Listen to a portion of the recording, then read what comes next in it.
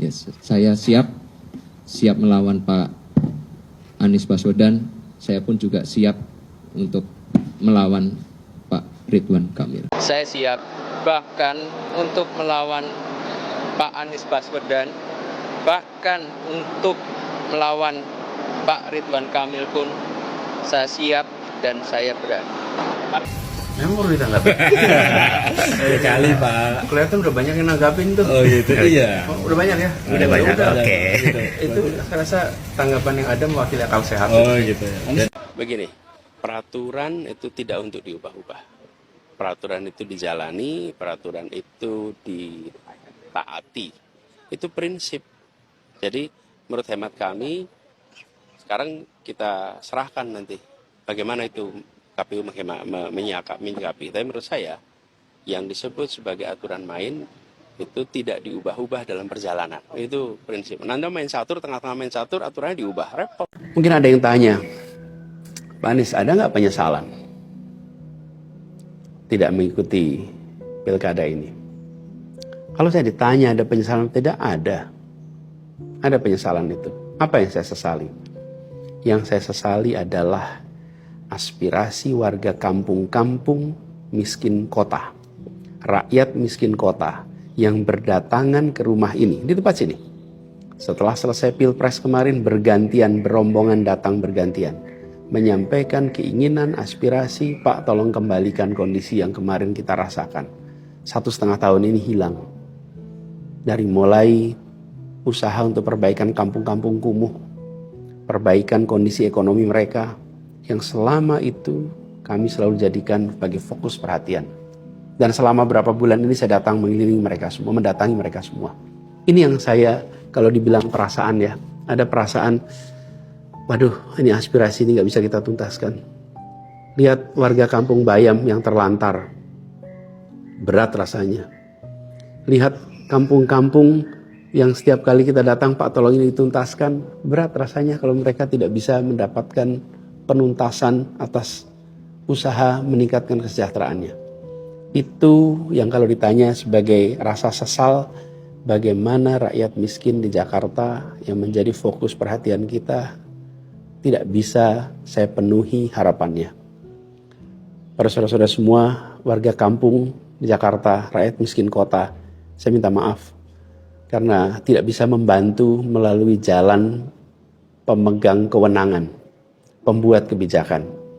Tapi bukan berarti perjuangan kita berhenti dan bukan berarti ikhtiar kita selesai di sini, enggak. Dengan cara lain nanti kita sama-sama berjuang untuk bisa memperbaiki kondisi rakyat miskin kota yang saat ini sedang menghadapi tantangan yang besar sekali. Fokus saya ini pada warga Jakarta. Yang saya pikirkan tentang warga Jakarta. Bagaimana warga Jakarta merasa terlindungi, keluarga-keluarga anak-anaknya bisa sekolah, layanan kesehatannya baik, kesempatan kerjanya tersedia lebih luas, untuk usaha bagi rumah tangga di Jakarta lebih mudah. Jadi fokus kami di situ. Dan proses pilkada ini adalah tentang warga Jakarta, bukan tentang siapa yang berada di panggung. Gini, saya bilang soal demokrasi, yes, demokrasi itu selalu noisy dimanapun juga. Dan Indonesia itu is no exceptions. Tapi ada satu yang agak unik di Indonesia, pemberitaan medianya terlalu berlebih dalam soal reportase demokrasi. Kalau saja pemberitaan tentang proses demokrasi kita lebih proporsional, barangkali perasaan kita tentang suasana politik di Indonesia mungkin lebih baik, mungkin. Tetapi saya ingin catatan, kenapa ini menjadi sangat eksesif? Satu, karena tentu medianya dimiliki oleh mereka yang punya kepentingan politik juga, dan itu memberikan amunisi gitu, untuk pemberitaan yang eksesif. Dan ini tidak sehat, Pak. Bapak Ibu sekalian berada di sini jauh dari Indonesia, menyaksikan saja begitu. Bayangkan yang dekat. Yang dekat itu kan kira-kiranya begini, Bapak sekalian. Habis mendengar berita, jalan kemana-mana kok nggak ada apa-apa. Iya kan? Jadi kalau Bapak Ibu jauh dari sini kan nggak lihat, kemudian kita sesudah itu jalan nggak ada apa-apa. Things are okay. Dan ini Bapak sekalian, Menurut saya yang menjadi bahaya tambahan lagi adalah center dari pemberitaan kita seluruhnya di Jakarta. Bapak Ibu di Amerika sini banyak tempat local news as a market, dan TV-TV itu banyak sekali yang disiarkan nasional itu sore hari kan, apakah Peter Jennings atau mana kan ya sekarang, atau yang siapa lagi itu sekarang sudah nggak ada lagi ya mungkin. You know I was there long ago ya. Jadi kalau kita kebanyakan nasional, dan itu artinya apa? Berita kecil, kejadian tak penting di sebuah kabupaten yang sangat jauh, tapi sensasional bisa menjadi berita besar. Dan ini sekalian terkait dengan peristiwa-peristiwa yang menyangkut konflik beda etnis, beda agama, beda bahasa, beda budaya, mudah sekali karena beritanya peristiwa kecil itu menjadi amat raya. Tadi pagi ada yang memberikan contoh, sapi lepas saja masuk berita. Dan itu menjadi berita besar. Hanya kan nobody got their feeling hurts kan? Tapi coba yang terjadi, peristiwa perusakan di situ rumah ibadah, mendadak dengan tetangga ada rasa yang beda. Mendiskusikan itu dengan perasaan yang lain. Dan ini sekarang menurut saya something needs to be done. Bukan hal yang baru terjadi friksi, bukan yang hal baru terjadi konflik. Yang baru adalah konflik di ujung sana menjadi konflik kita.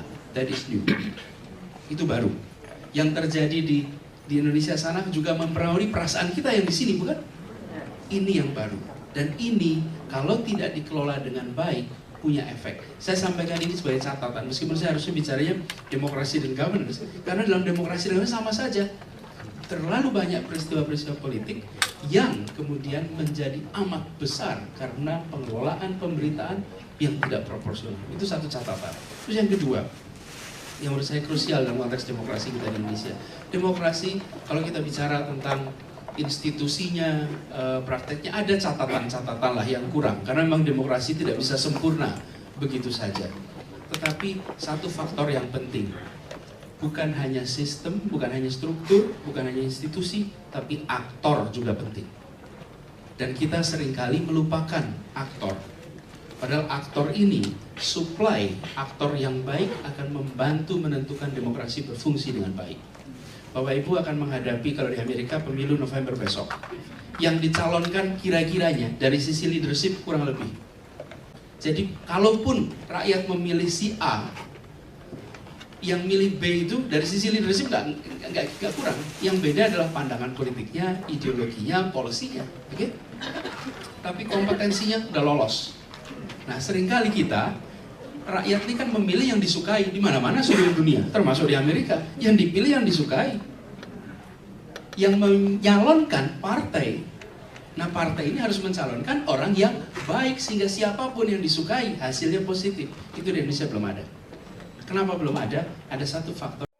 Halo teman, berjumpa bersama saya di Politik Dangi. Kalau kita melihat rekam jejak digital sangat luar biasa sekali ya. Bagaimana Kaisang pernah menantang Anies Baswedan ya di Pilgub Jakarta, di Pilkada Jakarta, teman-teman. Ya, Kaisang pada saat itu belum bergenap usianya ya. Namun sudah menantang Anies Baswedan, dan sempat sekali waktu itu demo besar-besaran lantaran menolak perubahan undang-undang pilkada terkait dengan batas usia ya. Dan itu adalah akal-akalan ya, para pejabat untuk meloloskan Kaisang pada saat itu, teman-teman. Namun syukur ya, karena desakan dan protes yang besar dari masyarakat sehingga hal itu bisa tidak terjadi.